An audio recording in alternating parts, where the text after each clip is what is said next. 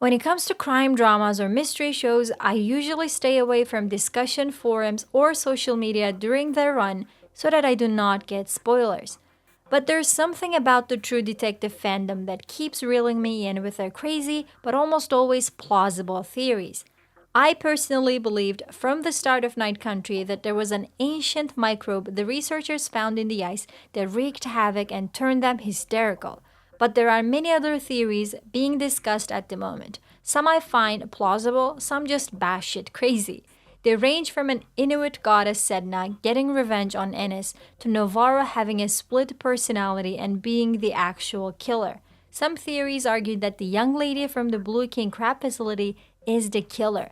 If you're interested in the ancient microbe theory, watch my other videos on the subject. I'll put the links in the description box below. For the other theories, just continue watching this video. Let's start.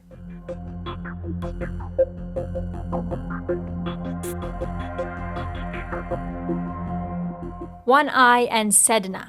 The theories about Sedna, the Inuit goddess of the sea and marine animals, started right after episode 1 when one-eyed people and stuff were sprinkled throughout the episode. The stuffed polar bear Danvers found in her room had one eye. The real or imaginary polar bear Navarro saw also had one eye. The same motif continued in the following episodes as well. In the third episode, the red-haired native lady has an eye patch on one eye. Even when you look at Anders Lund, his one eye is more effed up than the other one. The examples for this go on, but what does it signify? According to some legends, Sedna only had one eye, which ties her to the one-eye theme.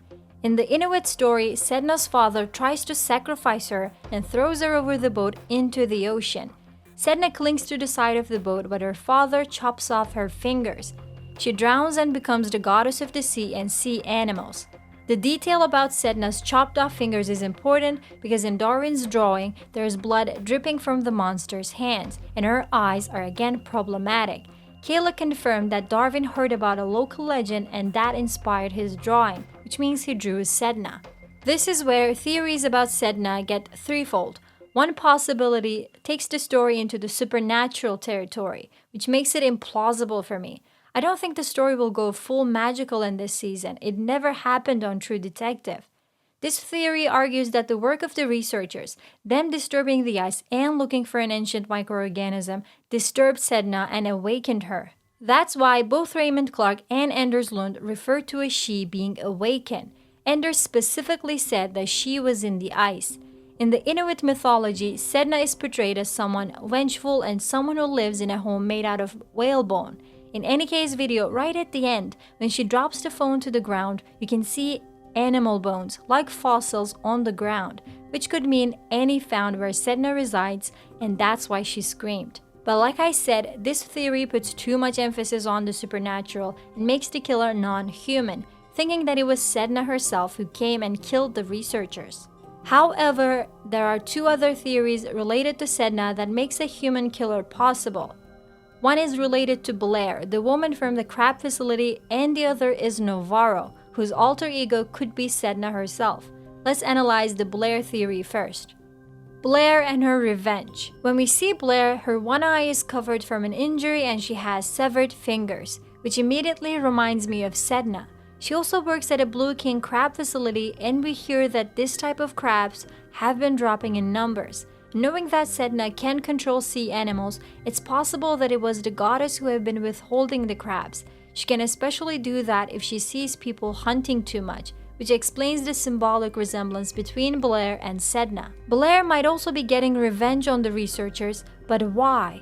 Is it because she thinks the decrease in crabs are the researchers' fault, or is there something else? In episode 2, when Danvers asked the two ladies from the crab processing facility whether they had seen the spiral tattoo, they said no, but Blair had a very suspicious expression, which implies that she's hiding something. We know that Blair and the older lady worked at Salal as cleaning ladies, so they must know more. The theme of blue has also been on the very center of the first 3 episodes of Night Country, which could symbolize Blue King crabs and Blair's connection to them. Anycase hair had blue. The skating rink where the dead bodies are put also has an ad for Blue King. Hank paints his room blue. The ice skates he gives to his son Pete also have blue paint over them, which could all symbolize the Blue King Crab processing facility and Blair who works there. One shot from Raymond Clark's trailer also hints at crabs and fingers. You can see a crab here, fingers there, and a drawing which seems like Blair with her hairnet. This might be a big spoiler, but when you check the IMDb page for the final episode of Night Country, the only actor listed other than the main two cast members is the actor who plays Blair, which indicates that she's important. But the theory about Blair, her revenge story, doesn't explain why she would kill the researchers. If this is the correct theory, then we'll learn about the context in the final episode. Do you have any ideas why she might be the killer? Navarro's alter ego. As for Navarro being the killer, I think this might be the most interesting theory. In episode 3, we learned that Navarro does not know her indigenous name, which people think is actually Sedna. They think that Sedna is Navarro's alter ego, her darker side. There are a few clues that help this theory. For example, in one version of the myth, Sedna is dissatisfied with the man chosen for her and instead marries a dog. When you look at what havoc means, you'll be surprised to learn that it means Wolverine, and we know that havoc has dogs. Is havoc being Navarro's lover a coincidence? Another clue is Navarro's rage and capability for murder. In episode 3, another thing we learned was the fact that the guy on their old case was murdered by either Navarro or Danvers, but the incident was covered up as suicide. The theory suggested that it was Navarro who killed Wheeler as a revenge of the young woman. The same revenge plot applies to the death of the researchers. Navarro killed them to avenge Annie K's death. It has been heavily suggested that mental health issues run in Navarro's family, as both her sister and mother were shown suffering from mental episodes. A similar mental health problem could be suffered by Navarro. Perhaps she has split personality disorder. While one part of her personality is a trooper, the other one is a cold-blooded murderer. In episode 3, Navarro mentions that her mother ran away, was killed, but the killer was never found. Now, what if the killer was Navarro herself?